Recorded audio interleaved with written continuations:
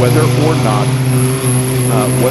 our second qualifier in FE2, multi-time national champion, can keep up with Bonnet. The difference in qualifying about 1.8 seconds, so a pretty huge gap there. But obviously, qualifying is one thing, racing is very different. Jim Lefecco, who we saw a little bit earlier today, qualifying for Federation Sports, so we'll see him on track a little bit later as well, was our third fastest driver, about 0.4 of a second back there. Interesting note about Jim, he was one of our very first two Formula Enterprise 2 drivers in the nation 3 years ago. So our field now, behind the pace car coming up through the Essence, they're already getting formed up with just about 3 miles left to go on their pace lap.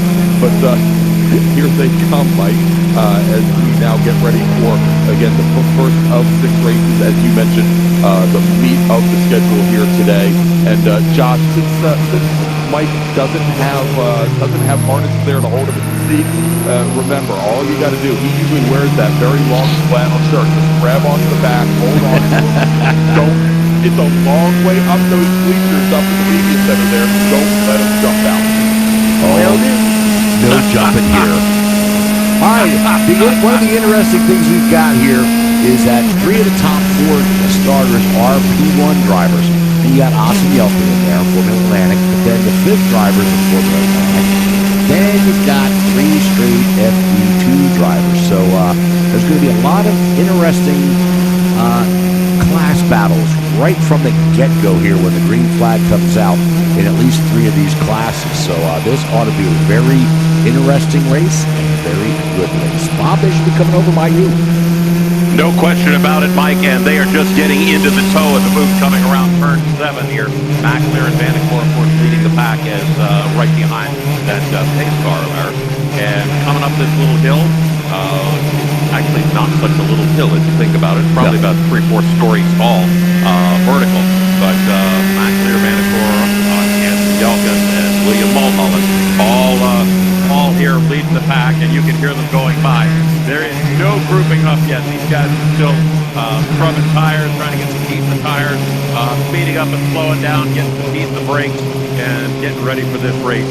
As you will see them in a couple of seconds here. They're just coming through 8 now, going up the hill, up into the woods, and over to 9. You probably will catch our pace car within a second or 2 as they come out of the trees. Mike, take them home. I just had one quick thought here about Todd Vanacore. Now we know in Spec Racer 4-3, he's been running the SADEV all year. I wonder if the SCCA is giving him a discount on his entry fees. I would hope so. Well, I mean, he can't run for points or championship. Like I said, I would hope so, but I don't know the deal. No, that was just one of those things that popped into my head. So Todd's not running in one of the SADEV machines in this race, so he's going to go all out to try to win this one. And here they are. They're coming around into turn number 11 right now. And they'll come down the front stretch under the Salem Bridge, and we'll get a green flag, hopefully. As the pace car now pulls off onto pit road, here they come at a pretty good clip, too. A lot faster than regular speed. Behind the pace car, green flag is in the air. We are 3 wide at the front as Austin Yelkin is going for the lead. He's got the preferred line on driver's right as they come around turn number 1. He can't make it stick, but he does go into second. So it's going to be John McAleer at the front of the field, Austin Yelkin, then Todd Vanacore, William Mulholland, and Larry Howard as they go into the S's up the hill. And Greg, you should be seeing Mr. McAleer lead the field right about now. I sure do, Mike. And as John McAleer comes now down over towards turn 3 and now over towards the bus stop, he has just a bit of an advantage over Austin Yelkin in the number 79 machine. And then you've got the 88. Actually, step back. That's not the 88 back. That is the 96 Todd Vanacore. He is the leader. Austin Yelkin running second, then back to the third. William Mulholland sitting right back behind him for a zero machine. And Larry Howard in the 51 Formula Atlantic. He is trying to get up to Austin Yelkin. He's sitting back in second. Baylor Burnett leads our Formula Enterprise field down the hill and over towards Bob. As they come into the toe of the boot, it is indeed Todd Vanacore in that number 19 P1 car. And right on his gearbox, car number 79, Austin Yelkin. They're side by side going into 8. Yelkin's got the preferred line. He's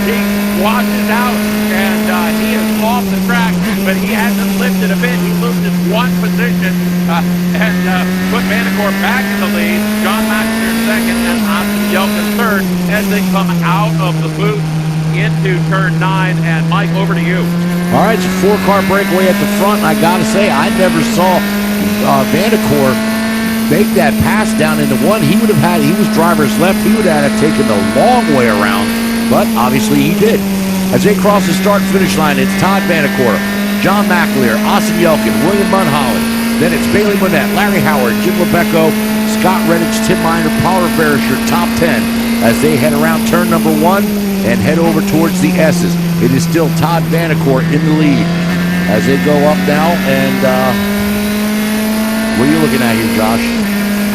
Looks like four-wheel car just pulled off. I think it's a I four-wheel think car. that is the and 79 not car. That is the 79 car of Austin Yelkin who pulled off, I guess, after that long run through the grass. They're now sitting at the front of the field. It is 19 of Vandercore. He's got about a 3-car length advantage over John McAleer. Another 10 back to William Mulholland. 0 car. Then we've got our leader, Bailey Monette. We've got our Formula Atlantic second place, new Formula Atlantic leader, Larry Howard, right behind him. Then Lebecco and Reddick all up in each other's gearboxes. Tim Miner, our Formula Continental leader, right behind them. Our leaders coming down the chute, down into the booth and over the bomb. Already up in front of me, it is Todd Vandercore, and then Yelkin is absolutely gone here. John McAleer, William Mulholland, Bailey Monette, as they go into 8, come through 8, go into the trees, over around 9, and over to Mike. All right, I'm waiting for him to come around turn 10 here now as here comes the first one, and that is Todd Vandercore. And let's see, he's got about a 4-car length advantage, maybe 5 over John McAleer. Then it's a ways back till you get to William Mulholland. Now the leaders coming around turn number 11 down the front stretch to the start-finish line. Make that 3-car lengths, maybe 2 now, as it looks like McAleer is starting to reel Vandercore in. Mulholland still 3 seconds back. Then it's Howard. Bailey Monette now up to 5th as Austin Yelkin dropping like a rock. Lebecco up to 6th and Scott Reddick 7th. Leaders coming up through the S's now. And Greg, you should be seeing Todd Vandercore with John McAleer only about 2-car lengths on his rear right about now. Yeah, Mike, as they come out of the S's, they are now side by side. We've got McAleer driver's left. We've got Vandercore protecting to the inside driver's right. And as they go into the inner loop, the bus stop here at Watkins Glen, we have a new leader, and it's number 88 of John McAleer, who's our pole sitter. Mulholland, who had qualified about 2 seconds off of our leader, he's now about 4 seconds back. Then we've got Larry Howard, who's leading Formula Atlantic, and now Bailey Monette is starting to separate himself out from Jim Lebecco in battle for the lead in FE2. Scott Reddick all over the back of Lebecco now as they come down the hill and over the bomb. Coming up into the toe right now, we're looking for John McAleer, and there he is, followed by car number 19, Todd Vandercore. It is about 45 or 50 car lengths until you get to the 00 of Mulholland, and then about 10 more until you get back to Larry Howard, and about another 20 until you get back to car number 15, Bailey Monette, as they come into 9, through the trees and over to Mulholland. All right, they come out around turn 10 right now. And it's still about a 3-car separation now with John McAleer in the lead, Todd Vandercore in second. Turn around, coming through turn number 11 under the Saline Bridge down the front stretch. It's about 2-car lengths. As they cross the line, it is McAleer about 0.3 of a second behind Todd Vandercore going down into turn number 1. And it's less than a car length now, a little bit, as Vandercore goes way wide around 1, drops back about a car length and a half, maybe 2.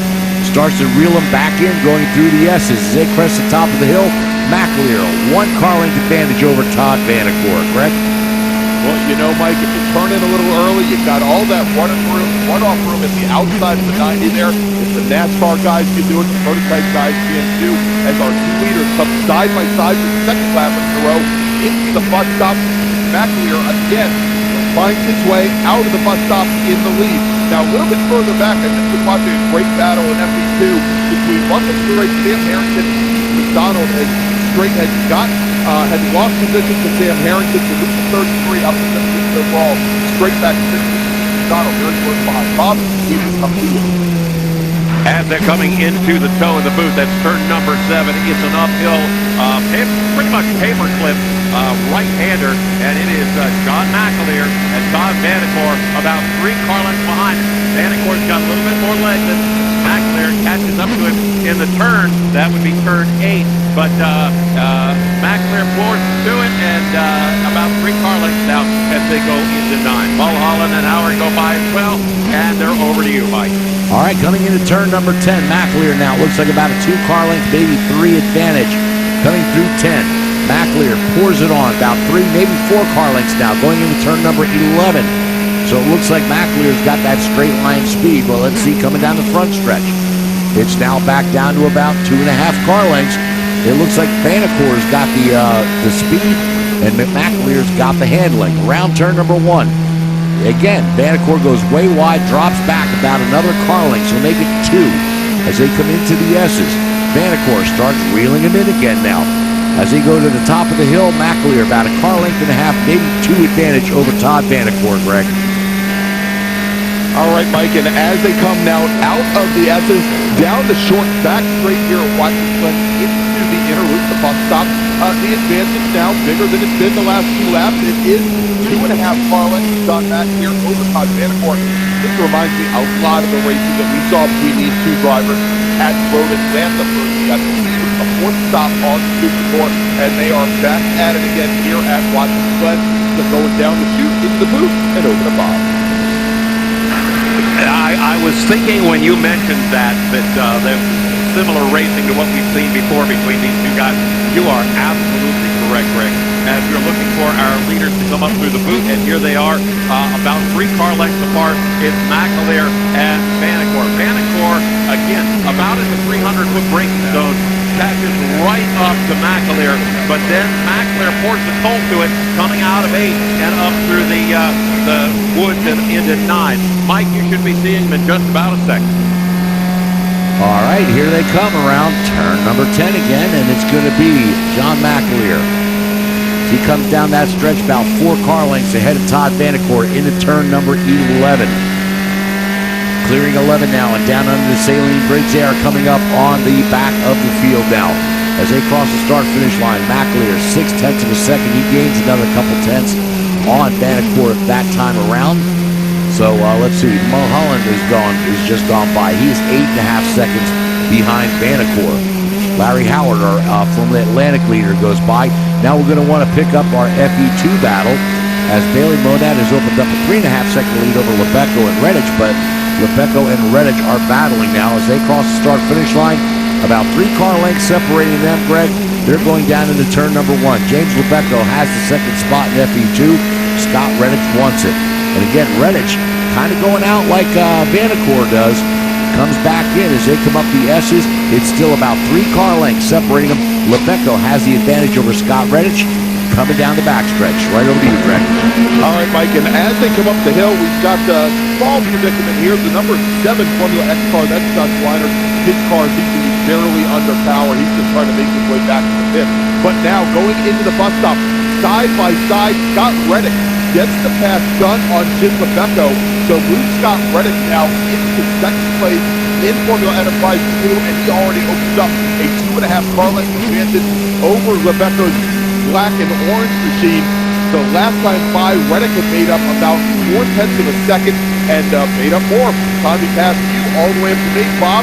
Start coming down the chute through the booth and over to you. Looking for him at this point, Lebeco and Redditch as car number 7, one of the slower cars, comes by. But here we have car number 15, Bailey Monette. And now, as you mentioned, Scott Redditch leading James Lebeco by about 3 car lengths as they go into turn number 8, coming out of the heel of the boot, going up that little short back stretch into the woods and into turn 9. It is Redditch and Lebeco as they come around and out of the woods. And over to you, Mike.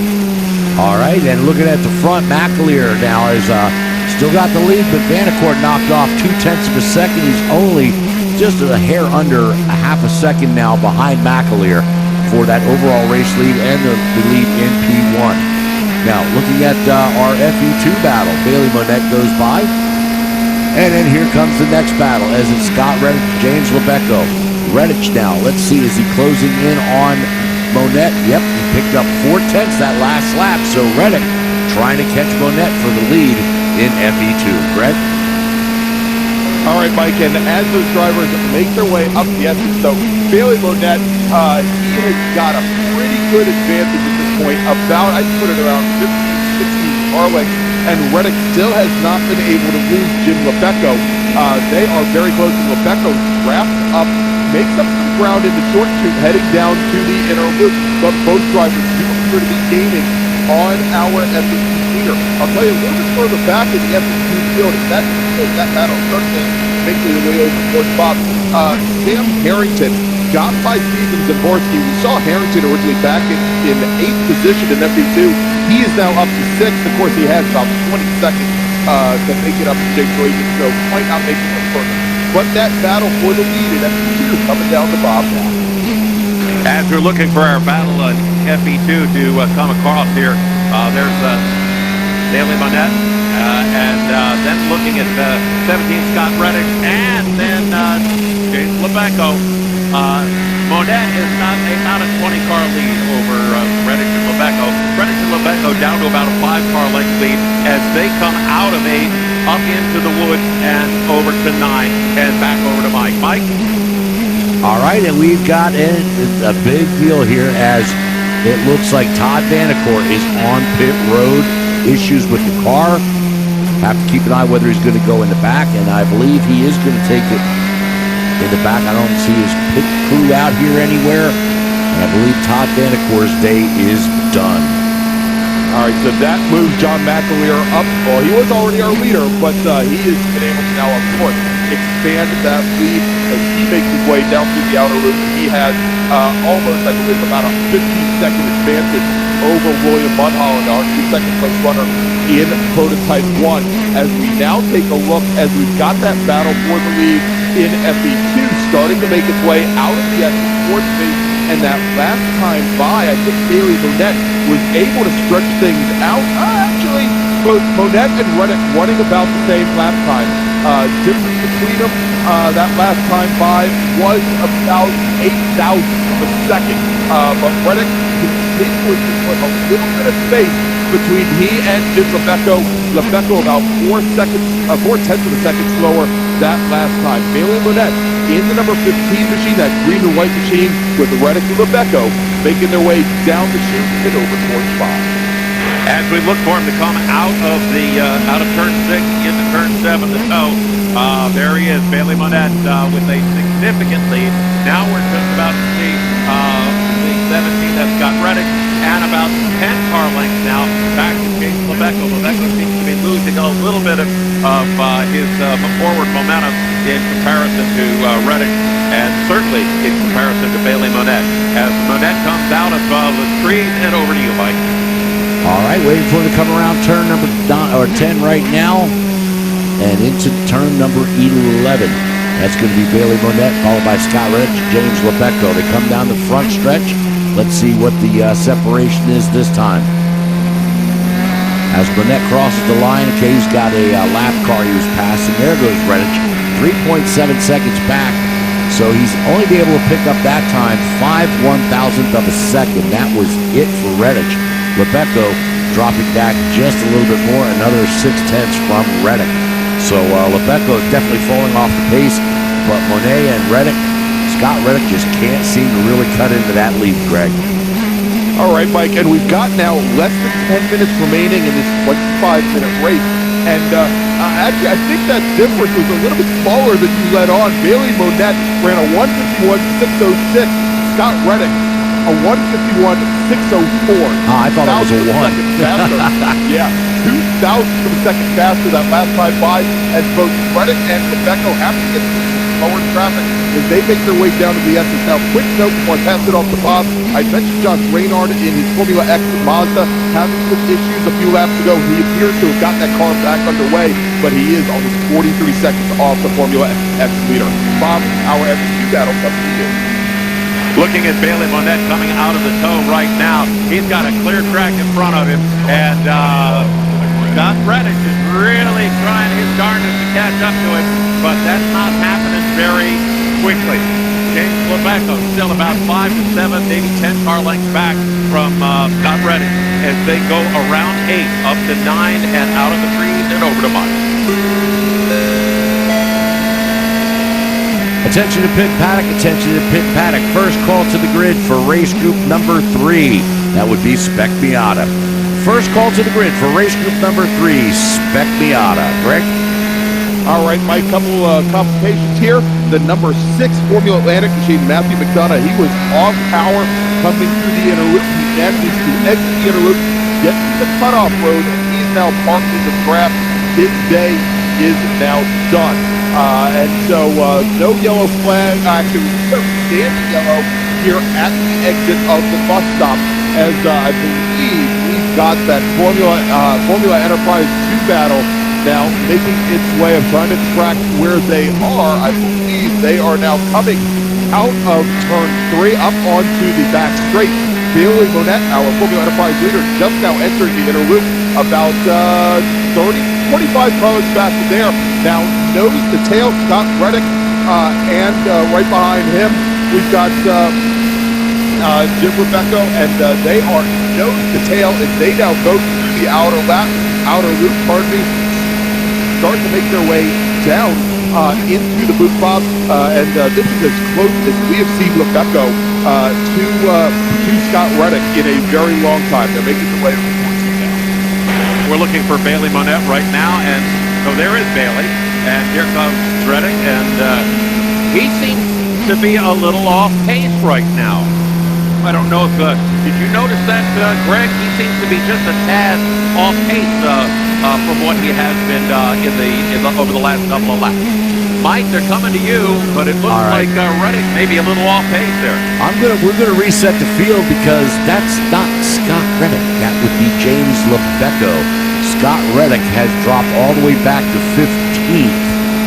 That's why I said he's off pace. Car number 17. Mike.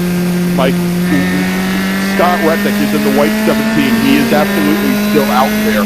Jim Lebeco in the black and orange car now right on his gearbox. They should be coming to you now. All right, well, I see, looks like the 17 of Reddick on pit road, and that is exactly who that is. So definitely some issues there with Reddick. As going by me right now on the front stretch is John Getz. So let's reset it here. Bailey Monette is running in 4th overall.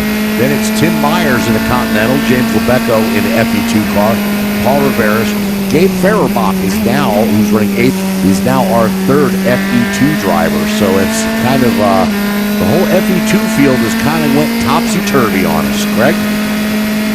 Yep, you are absolutely right, Mike. And so there you go, Lebeco now all by himself. As you mentioned, Scott Reddick moving to the pit lane here. So that definitely opens things up. Moving Fehrenbach the 3rd, and a huge gap, almost 16 seconds back to James Reagan in the number 0 machine, as Reagan actually just now coming into the effort. But that really opens things up as some of our lead cars have fallen off the pack. I have been watching Tim Miner in the number 8 machine. Looks like he had started to do a little bit of traffic management there, as he has almost a 40-second advantage over Fred Ross in Formula Continental, and as we know, Barry Howard with a very large gap on the rest of the field. So, Bob, I think Lebeco should be making his way down towards you now. All right, we're looking for him. There's car number 5, Paul Rivera. Car number 9, and car number 22. No, I don't see Lebeco at all right now. That's because Mike, is he over by you? No, he'll be coming over here because Lebeco was right in front of Riveras by about 20 seconds. So there goes Lebeco in front of me right now, actually. So Lebeco is running about 16 seconds behind Bailey Monette for that top spot in FE2, but he's still 5 seconds behind Tim Miner, our Formula Continental leader. Now, our next driver should be coming down the row here, should be Paul Riveras, the 5. And there he crosses the line.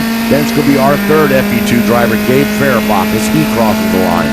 So, Greg, you should be seeing Lebeco about now. Yeah, Lebeco now making his way into the inner loop. And, you know, here's the interesting thing, and looking at that orange and black number 98 comes through the inner loop, right now is that Rebecca, now that he no longer has that rabbit of Scott Reddick to chase, has dropped, or actually raised his lap time by almost 2 full seconds, 1.8 seconds from his best lap time of a 152 flat to his current lap times, which are running right in the 153.75 to 153.8. So Rebecca, knowing that he's got a pretty big advantage over Gabe Fairbox, starting to dial things back. We have just about 3 minutes remaining on the clock, Bob. Rebecca should be coming down the road over now. Looking for him right as we speak. Car number 44 going by. Rebecca should be coming into the toe of the boot and up this hill here in just a second or two as we are looking for him to pop out. And this looks like him right here.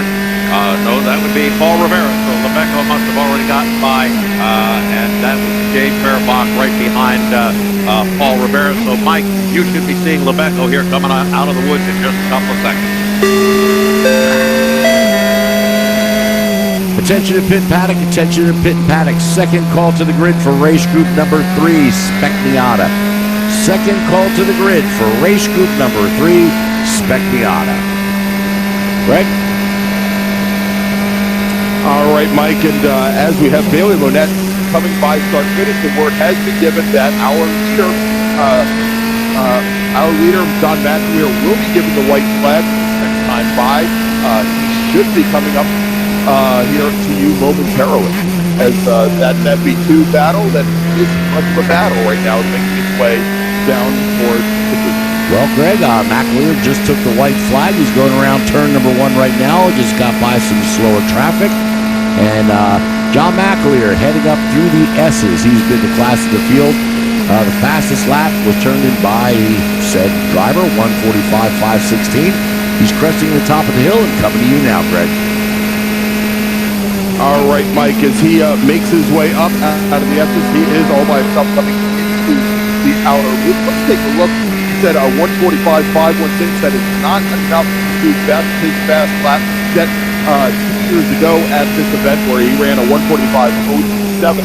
But John McAleer, driver of the number 88 on the out loop, and starts to make his way down the chute. The short little one that will bring him down to the toe for the very last time. Bob, he should be coming to you. Looking for Mr. McAleer right now, and we have a number of cars going through. There's Lebeco and Fairbox. And there's McAleer right there coming up on them as they come between 8 and 9. McAleer through 8 right now. And Mike, you're going to be seeing him coming out of the trees in a couple of seconds. John McAleer and his P1 number 88. All right, John McAleer had a pretty good battle going with Todd Vanacore early in this race. Vanacore had to retire, and that just meant it was smooth sailing for McAleer as he has a 19.5-second lead over William Mulholland as he's coming down to turn number 11 down the front stretch. And he will be seeing the checkered flag as it is waving in the air. And let's see, no fist pump. He's just going to say, he's done this before. John McAleer wins the P1 battle and takes the overall win here. I'm going to send it back over to you gentlemen to find out where, let's see, our next driver is, and that would be Bailey Monette.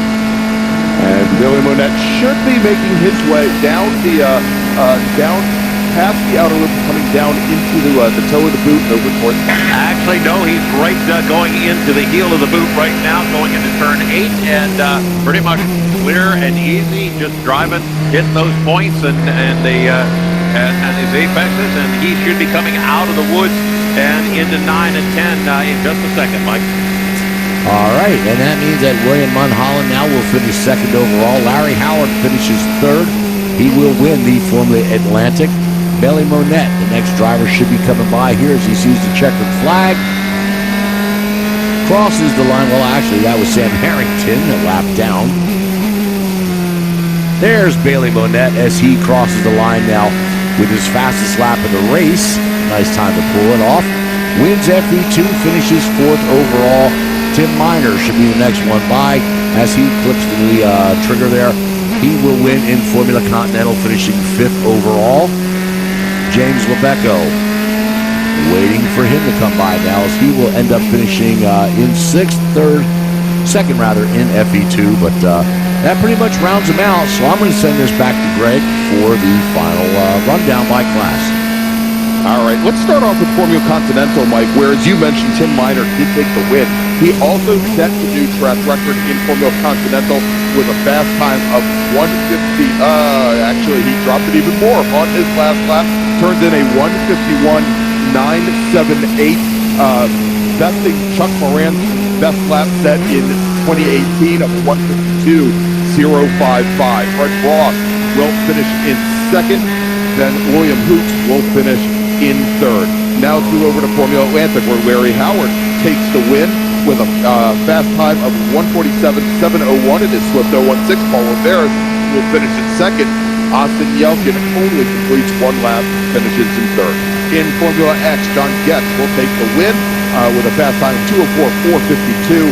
Josh Reynard finishes a minute back in second. And then let's move over to FE2, where Billy Monette, margin of victory over Jim Lebeco, 39 seconds. Gabe Fairbach will finish on the last step of the podium. James Regan, Sam Harrington, Steve Zimbrowski, Keith McDonald, Russell Strait, and rounding out the field, Scott Reddick, who only completes 9 laps. And then finally, our overall winner, John McAleer, driver of number 88 Mazda-powered Elan DPO2. William Mulholland will finish in second.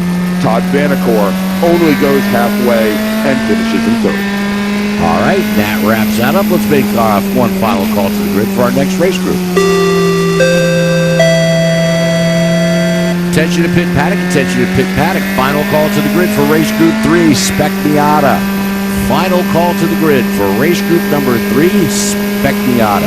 All right, we've got a few minutes before we're going to go back to racing here, so let's take a break, and we'll be right back with more racing action for the 2021 Hoosier Racing Tire SCCA Super Tour, live right here from Watkins Glen International on scca.com/live, 87.7 here at the track, and on the Performance Motorsports Network.